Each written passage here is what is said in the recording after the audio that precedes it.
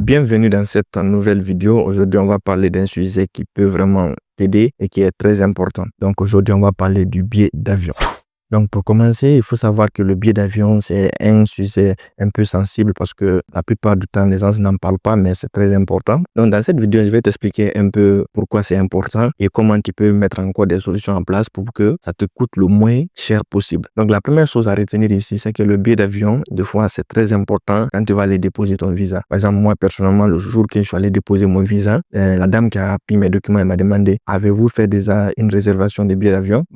J'ai dit, heureusement, moi, j'avais déjà fait, donc j'ai dit oui, j'ai déjà fait. Elle m'a dit, ah, super. Donc, donnez-moi ça, comme ça, voilà. Donc, sur ton billet d'avion, tu as déjà pris ton billet et puis la date est déjà indiquée et tout. Donc, ça prouve vraiment l'ambassade qui est déjà prêt et qui est carré. Dès que tu donnes son nom, toi, tu veux dérouler. Donc, si tu as les moyens et la possibilité d'accepter ton billet d'avion avant d'aller déposer ton visa, moi, personnellement, je te conseille de le faire parce que ça peut être un argument encore qui peut vraiment mettre en valeur ton dossier et prouver que tu es au carré, tu es prêt, quoi. Donc, moi, je pense que c'est intéressant et moi, personnellement, je l'avais fait. Et quand j'ai déposé, elle a pris mes documents et tout. Et juste une semaine après, j'ai reçu mon visa. Donc, je pense que ça peut vraiment être intéressant. Donc, sur ce point, c'est tout ce qu'on peut dire. C'est l'avantage et ça permet de prouver que ton jour de départ est cohérent avec ton jour de départ que tu avais mis dans ton dossier visa. Donc, comme ça, je pense que c'est très important. Donc, la deuxième chose qu'on va parler ici maintenant, c'est comment réserver son billet d'avion et comment faire pour que ça te coûte le moins cher possible. Donc, pour que ça te coûte le moins cher possible, il faut savoir qu'il y a plusieurs options, plusieurs manières. Mais moi, je vais te parler que de deux options ici, deux options principales pour pouvoir t'aider à avoir un billet d'avion le moins cher possible. La première étape, c'est de déjà réserver ton billet d'avion à temps. Si tu estimes que ou bien tu supposes que tu vas déposer ton visa, par exemple, en mois d'août, bon, août c'est trop long, on va prendre plutôt en mois de juin. Actuellement, on est en mois d'avril. Je ne sais pas quand la vidéo va sortir, mais actuellement, on est en mois d'avril. Donc, si tu sais ça,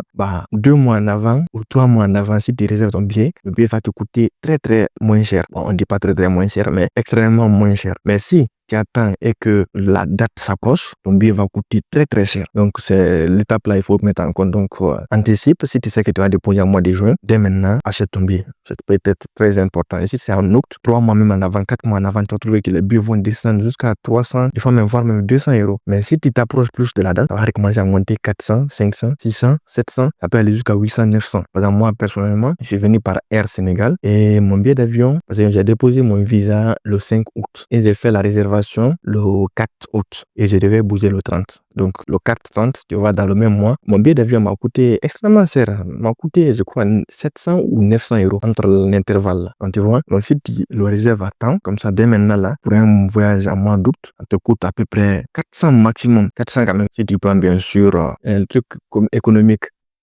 J'ai oublié même comment ils appellent ça. Un bien dans la classe économique. Donc là, en ce moment, ça va te coûter extrêmement moins cher. Je m'excuse, mais ça va te coûter vraiment moins cher. Et si aussi tu passes par des plateformes, ça peut aussi être intéressant. Donc ça, c'est la deuxième étape aussi pour pouvoir avoir un billet d'avion moins cher. Par exemple, il y a je ne sais pas trop, mais je vais écrire le nom si je me rappelle. Mais je crois que c'est Transvol ou bien Transviavol, quelque chose comme ça. Donc c'est beaucoup plus les Sénégalais qui utilisent ça parce qu'il y a un ami sénégalais, il m'a dit c'est grâce à ça, il a pu venir. Et dans ce sens-là, il me dit que c'était vraiment pas cher. Donc, les sites pareils, tu peux aller, tu fais des simulations et voir, et tu fais beaucoup de comparaisons, tu regardes vraiment quel billet coûte le moins cher possible en fonction des heures, de la date. Ou soit tu pars dans les agences de voyage, tu fais la simulation. Mais les agences de voyage, moi, je te conseille pas trop parce que pourquoi? Quand tu pars, ils font la simulation pour toi. Si le billet coûte, par exemple, 5 millions de francs guinéens, qu'est-ce qu'ils vont faire? Ils vont ajouter encore 200 000 ou 300 000, voire même 1 million là-dessus. Donc, au lieu de 5 millions, ils vont te dire, par exemple, 6 millions. C'est dans ça et ils vont gagner. Donc, tu vois un peu. Donc, les agences de voyage, tu peux aller juste voir une estimation, mais ne prends pas ça comme ça. Moi, je te conseille toi-même, connecte-toi, regarde un peu les trucs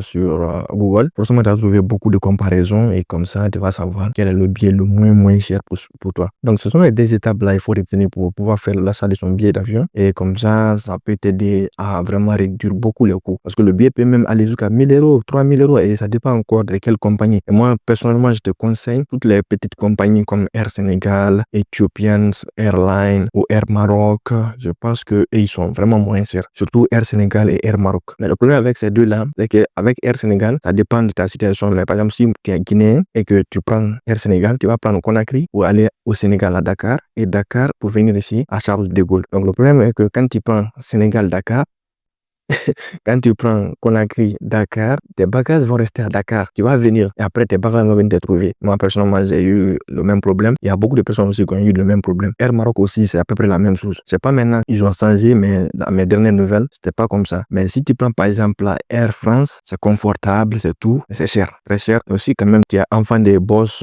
moi, je pense que tu peux le faire. Mais si quand même tu n'es pas enfant des boss comme nous, il faut prendre Air Sénégal, Air Maroc, des petites compagnies comme ça et tu acceptes que tu viennes et que tes bagages viennent te trouver, soit maximum une semaine après, mais ça n'atteint pas une semaine de fois, maximum à 3 jours, maximum 3 jours, 4 jours comme ça, si c'est les jours ouvrables. Mais si tu viens un jour qui n'est pas ouvrable, là, tu vas patienter encore plus. Donc, je pense que c'est un peu ce qu'on pouvait dire autour de ça, mais dis-moi dans l'espace commentaire si tu as envie que je fasse une autre vidéo sur les sites où on fait les réservations et tout, comment on fait la comparaison et tout, bah, tu me fais savoir dans l'espace commentaire, je fais ça pour toi vite fait.